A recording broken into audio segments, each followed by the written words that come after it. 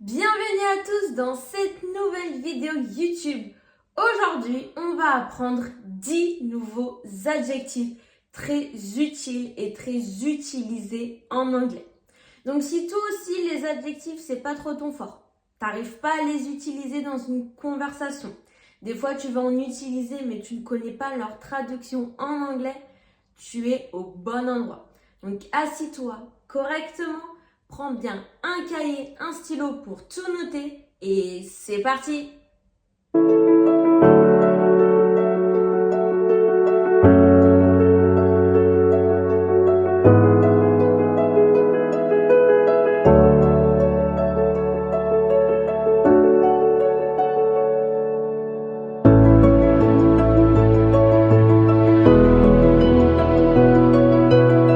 On commence tout de suite avec le premier adjectif qui est l'adjectif reliable.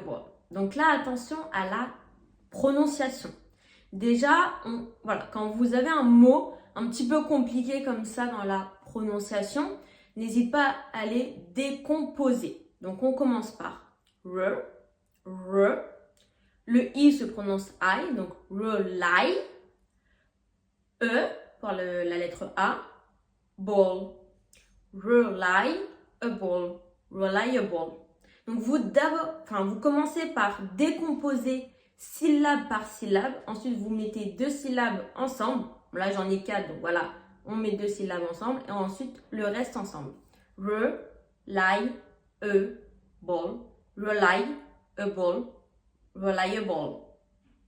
C'est comme ça quand vous avez des mots où la prononciation est difficile, du moins à dire d'un coup, décomposer et ensuite recomposer au fur et à mesure. Ok? Reliable, reliable. N'hésitez pas aussi à répéter après moi, à mettre pause à la vidéo, à répéter la prononciation pour voir si vous avez la même prononciation. Ok? Allez, dites le mot. À mon tour, reliable. Est-ce que vous aviez la même prononciation? Sinon, on remet la vidéo en arrière, on met pause et on essaye de la prononcer. Reliable. Super. Maintenant, ok, on a la prononciation du mot. C'est super. Mais par quoi je vais le traduire en français? En français, je vais le traduire par fiable. Reliable, fiable.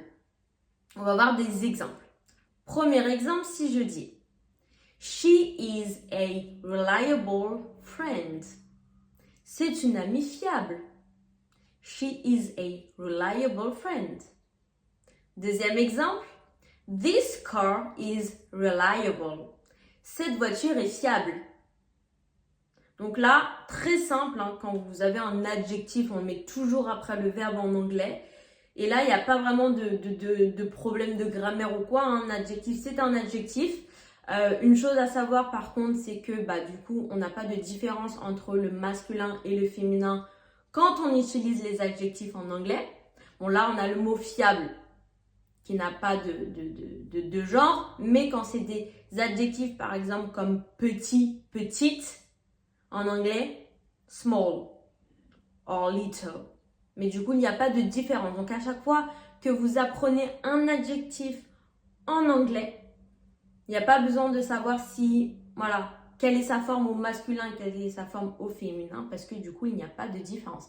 Donc ça, pour le coup, en anglais, c'est quelque chose qui est quand même assez cool et assez facile. Du coup, on apprend un adjectif, il n'a qu'une seule forme et basta. Ok? Donc, reliable, fiable, premier adjectif. N'hésitez pas à tenter des petites phrases sur votre cahier et après à me les mettre en commentaire pour que je puisse vous corriger vos phrases. C'est comme ça qu'on apprend aussi. Quand on apprend un mot, que ce soit un verbe, un adjectif ou un mot de vocabulaire, on le tente en l'écrivant, en le disant à voix haute, en l'écoutant et c'est comme ça qu'on va s'en rappeler. Donc n'hésitez pas à la fin de chaque mot à essayer d'écrire une phrase ou plusieurs phrases avec, à me les mettre à la fin de la vidéo en commentaire, comme ça je vous corrige, parce que le plus important aussi c'est que ce soit des phrases correctes. Donc si vous écrivez des phrases avec mais que vos phrases sont incorrectes, vous allez apprendre quelque chose d'incorrect. Donc, mettez-les moi en commentaire, je vous corrige, comme ça vous pourrez les réécrire sur votre cahier et avoir des phrases correctes le jour où vous voudrez du coup relire vos phrases. On continue avec l'adjectif numéro 2. Donc ici, l'adjectif c'est powerful. Donc là, cet adjectif est très intéressant. Pourquoi? Parce qu'il a un suffixe. Donc je vous avais déjà fait une vidéo sur les suffixes. N'hésitez pas à aller la voir après si jamais tu ne sais pas ce que c'est un suffixe, parce que c'est vraiment très important. Donc là, on a le mot power, qui veut dire pouvoir. The power, le pouvoir. Très bien. Et on a rajouté à la fin le suffixe full. Powerful. Donc si power, c'est le pouvoir. À ton avis, quel adjectif pourrait être powerful? Quelque chose qui ressemble à pouvoir. Si tu as dit puissant, c'est correct. Donc powerful, on va le traduire en français par puissant. On teste quelques exemples? Allez, si je te dis l'exemple, The engine is very powerful. Le moteur est vraiment très puissant.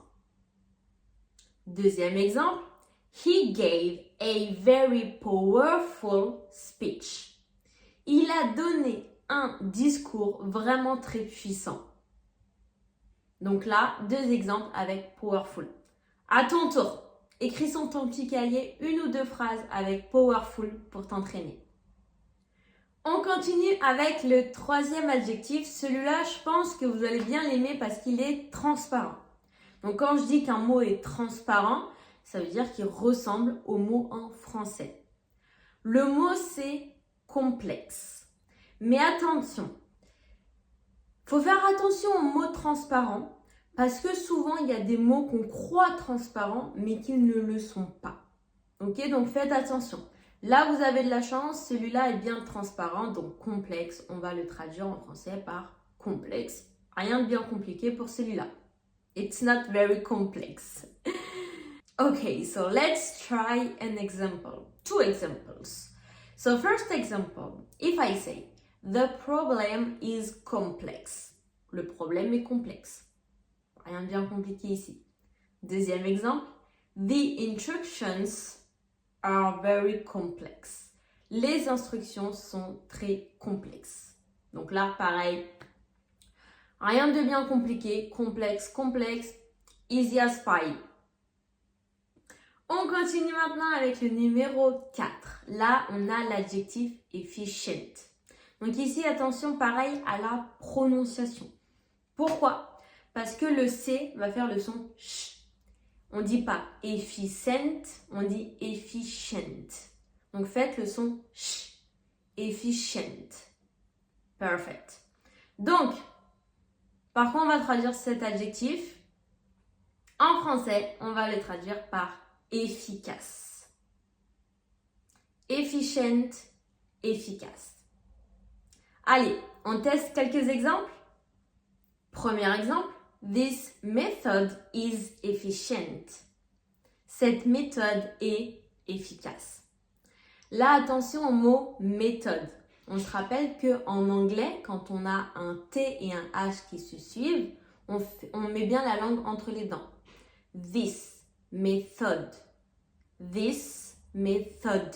Donc, on ne fait pas le son T à méthode. This method, incorrect. This method, correct.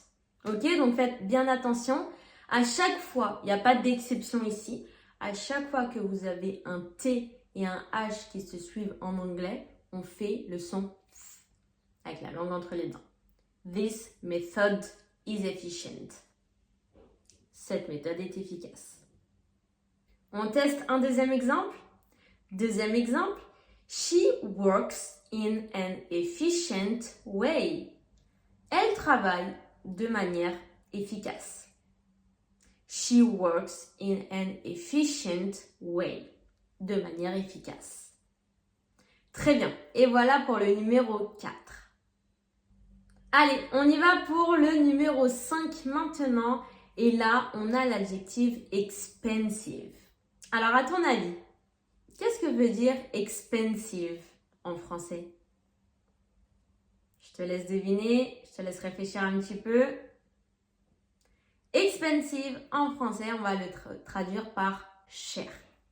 Et là, attention, parce que du coup, en français, on a cher et pas cher. On n'a pas d'autres adjectifs pour dire que quelque chose n'est pas cher. On va utiliser la négation avec le mot cher. Cher, pas cher. En anglais, bon, en soi, tu peux dire that something is not expensive. You can say that. But in English, we have an adjective to say something it's not expensive. À ton avis, quel est cet adjectif? C'est l'adjectif cheap. Expensive, cheap. Cher, pas cher. Très bien. Maintenant, on va se concentrer sur l'adjectif expensive. Je vais te donner du coup 2 exemples avec cet adjectif. Premier exemple, this watch is expensive. Cette montre est chère. This watch is expensive. This watch is cheap. Cette montre n'est pas chère. This watch is not expensive. You can say that also. But it's better to use the adjective because we have one in English. On tente un deuxième exemple? Deuxième exemple, si je te dis it's expensive to live in this country. C'est cher de vivre dans ce pays. It's expensive, c'est cher. Ok, donc ici on retient cher, expensive, pas cher, cheap. Alright? Awesome. Maintenant, le numéro 6. Donc ici, cet adjectif est très intéressant. Pourquoi? Déjà, je vais vous le donner, comme ça vous allez comprendre.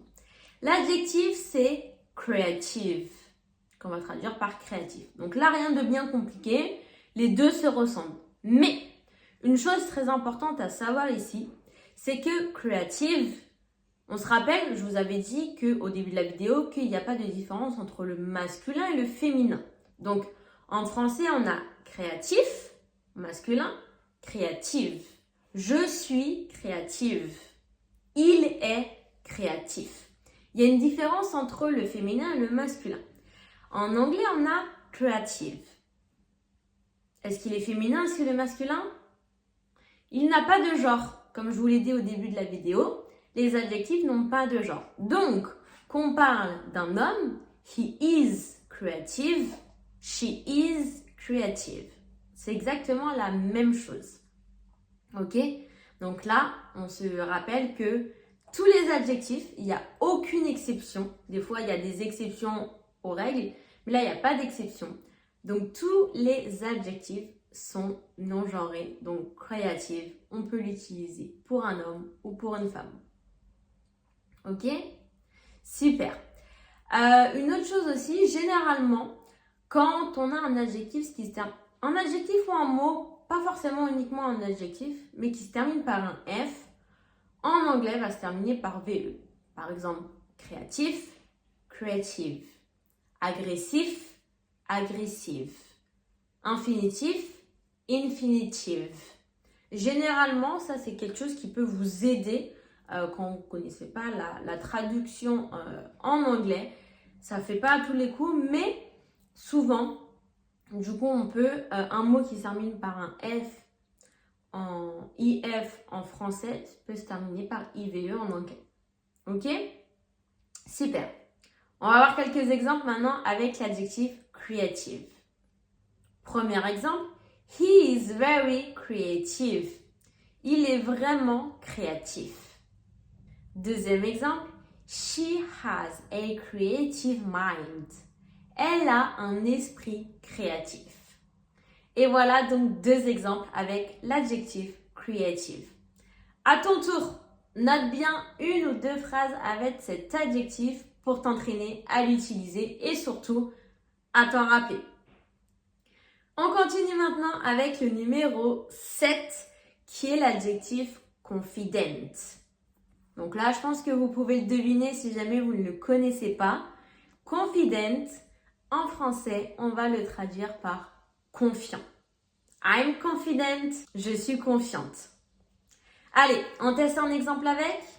Premier exemple, si je dis He is confident in his abilities.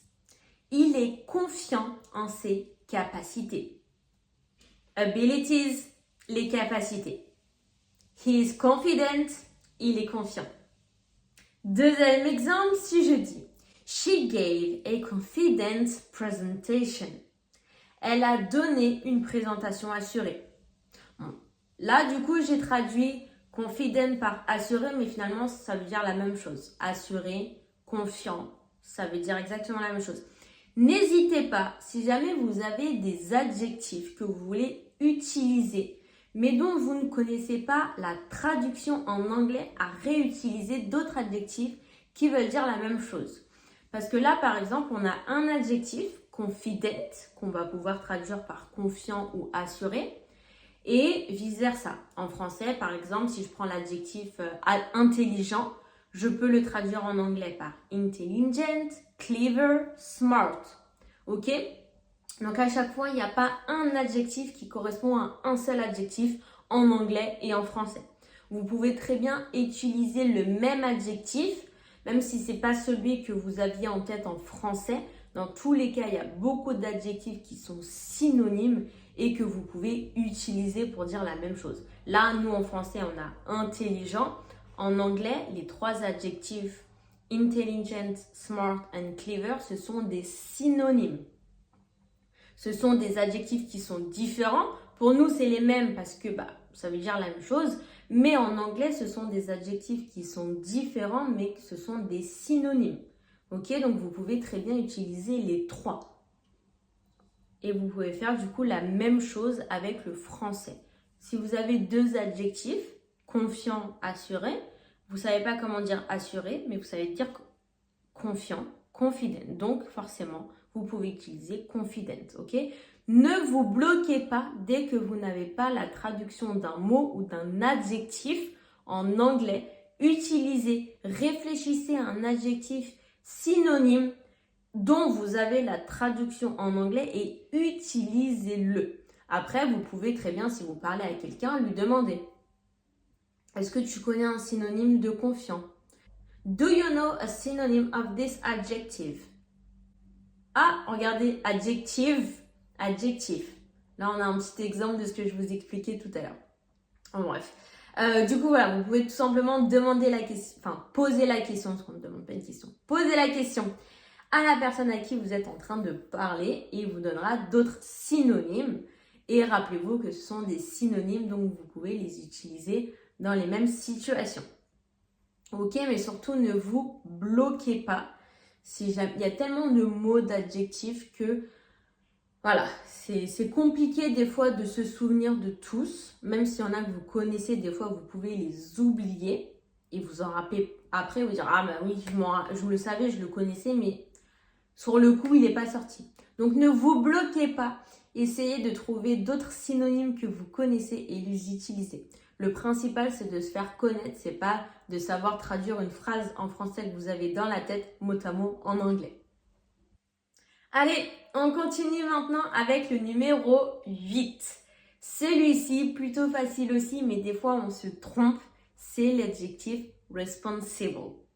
Pourquoi on se trompe? Eh bien tout simplement parce que je vois beaucoup de personnes l'écrire avec un A au lieu de mettre un I. C'est la seule lettre qui change par rapport à l'adjectif responsable en français, mais du coup, des fois, vu qu'il se ressemble trop, eh bien on l'écrit exactement de la même façon. Donc non, n'oubliez pas, responsible s'écrit avec un I et non avec un A. C'est la seule chose à retenir pour celui-là. Sinon, c'est exactement le même traduction, presque transparent. Allez, on tente deux exemples avec. Premier exemple, si je dis You need to be responsible at work. Tu as besoin d'être responsable au travail. Simple et efficace. Deuxième exemple. He is a responsible driver. C'est un conducteur responsable. Pour celui-là, rien de bien compliqué, c'est juste que souvent je le vois écrit avec un A au lieu d'un i. Donc je préfère le répéter, comme ça au moins l'erreur ne se fera plus après cette vidéo. Maintenant, le numéro 9, et du coup l'avant-dernier de cette vidéo, c'est l'adjectif awkward. Donc là, un peu difficile pareil pour la prononciation. Awkward. Awkward. 2 syllabes. Awkward. Celui-là, à votre avis, par quoi je vais le traduire en français? On va le traduire par 2 adjectifs, pareil. Une idée, au moins un des deux? Alors, si tu as répondu gênant et maladroit, tu as raison. Donc, awkward, gênant, maladroit. Maladroit, on peut aussi le traduire par clumsy. I'm clumsy. Je suis maladroite. It's clumsy. Mais awkward, on peut aussi le traduire par maladroit. Allez, on teste 2 exemples avec. Premier exemple, si je dis There was an awkward silence. Il y avait un silence gênant. Awkward, là je l'ai traduit par gênant. C'est parti pour un deuxième exemple. Deuxième exemple, si je dis He gave an awkward reply to the question. Il a donné une réponse maladroite à la question. Donc là, awkward, je l'ai traduit par maladroit. Une autre chose aussi. Au début, donc la première exemple, je vous l'ai traduit par gênant. Donc je vous ai dit que awkward, on peut le traduire par gênant, maladroit. Gênant, on a un synonyme aussi en français qui est mal à l'aise. Voilà, quand tu es gêné, tu peux être aussi mal à l'aise. Donc mal à l'aise, à votre avis, est-ce que si je veux le traduire par awkward, je peux ou pas? Eh bien, la réponse est oui, parce que ce sont des synonymes. Donc, par exemple, si je vous dis la phrase en français, il s'est senti mal à l'aise pendant la conversation. Comment vous me traduirez cette phrase? Donc, il s'est senti, he felt, mal à l'aise, awkward. He felt awkward during the conversation. Donc là, pareil, je vous ai donné la traduction de awkward, gênant. Mais en français, on a aussi le synonyme mal à l'aise. Je suis gênée, je suis mal à l'aise, c'est des synonymes. Donc, si je ne sais pas traduire mal à l'aise, je le traduis par awkward. Awkward, qu'on peut traduire aussi en français par mal à l'aise. Donc là, voilà, un exemple typique de ce que je vous expliquais juste avant. Super! Et maintenant, le 10e et dernier adjectif de cette vidéo, c'est l'adjectif proud. À ton avis, to be proud of someone, what does it mean in French? Si tu as dit fier, tu as raison. To be proud of someone, être fier de quelqu'un. Par exemple, I'm proud of my progress. Je suis fière de mes progrès. And you can also say, I'm proud of my progress in English. Je suis fière de mes progrès en anglais. Un autre exemple, she's proud of her son. Elle est fière de son fils. Donc proud, fier. Et voilà, c'était le 10e et dernier adjectif de cette vidéo. Donc j'espère que tu as bien noté tous les différents adjectifs que tu ne connaissais pas, que tu as bien noté des petites phrases. Après cette vidéo, n'oublie pas de me les mettre en commentaire pour que je puisse te les corriger et que tu aies des phrases correctes à relire, parce que relire des phrases incorrectes, c'est pas bon pour ton anglais. Donc mets-les-moi en commentaire, je te les corrige et comme ça tu pourras après les noter au propre pour les relire plus tard et surtout te souvenir de ces 10 nouveaux, si jamais ils sont nouveaux pour toi, ces 10 nouveaux adjectifs. Et voilà, donc c'est terminé pour cette vidéo YouTube. N'hésite pas aussi à me dire si cette vidéo t'a plu, comme ça je pourrais en refaire de ce style. Si jamais elle t'a plu, n'hésite pas à mettre un petit like, ça me ferait énormément plaisir. Et si jamais toi aussi tu veux en apprendre plus en anglais, envoie-moi un mail avec écrit anglais et je te parlerai de ma formation d'anglais en ligne et comment je peux t'aider à devenir bilingue en anglais et comment je peux t'aider à atteindre tes objectifs en anglais. N'hésite pas également à t'abonner, comme ça tu pourras recevoir une notification dès que la prochaine vidéo YouTube sortira. Je te laisse donc noter bien toutes tes phrases en commentaire et on se dit à la prochaine pour la prochaine vidéo. Goodbye!